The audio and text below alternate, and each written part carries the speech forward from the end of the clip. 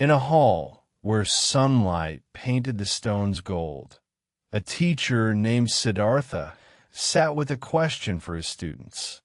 He held up a single arrow, its wooden shaft smooth and quiet, and asked, if a person is struck by an arrow, is it painful? The students nodded without hesitation, for some pains arrive without permission, sharp and undeniable. Then the teacher produced a second arrow, identical to the first, and placed it beside the other. If a person is struck by a second arrow in the very same spot, he said softly, is it not more painful? The students winced, imagining the sting of a wound reopened before it could ever truly heal. The Buddha looked upon his students with infinite patience, for he knew the weight of the truth he was about to share. The first arrow, he explained, is the pain the world sends us. Sickness, loss, the autumn leaves falling from a tree. These arrows arrive without invitation, yet they're simply the weather of being alive. But the second arrow, he murmured, his palm over his heart. This one we forge ourselves in the hot fires of our own mind. Within each of us hangs a quiver, and the arrows it holds have sharp tips forged from anger, self-pity, and blame. One student looked at his own hands, realizing how often he had drawn back the bowstring and aimed the second arrow at himself. Outside, the sky grew uncertain, a sudden storm mirroring the tempest the teacher spoke of. The first rain of the season tapped against the stones, cool and honest, asking nothing in return for its presence. How often do we strike the water and blame the wave for disturbing our own reflection? The teacher leaned forward, his voice dropping to barely a whisper, for this was the heart of the matter. We carry the memory of old wounds like notches on a bow, ready to relive the pain long after the arrow has been removed. I should have, if only, why me? These are the heaviest arrows, yet they weigh nothing until we decide to knock them. Then, the teacher did something unexpected. He took the first arrow, the unavoidable one, and gently broke it.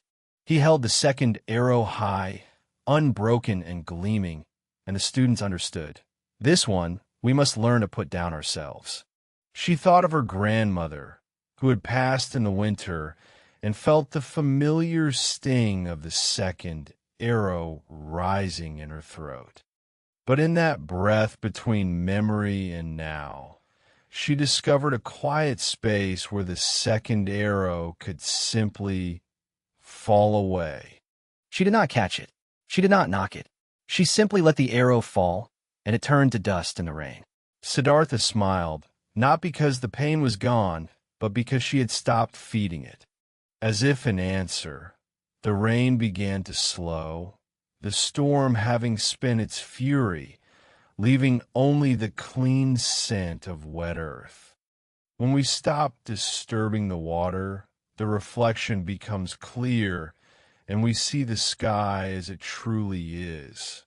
None of them had been spared the first arrow. All of them had bled, but now they sat together unarmed. He pretended to tip his invisible quiver upside down, and for the first time in years, nothing clattered to the floor.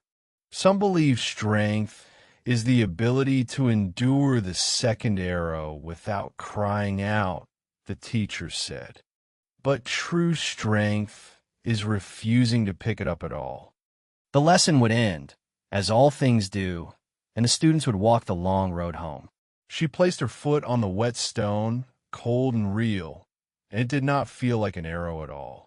They carried water and bread, memories and hope, but they had left their second arrows in the hall. Siddhartha remained, a solitary figure in the great hall, his own quiver emptied long ago.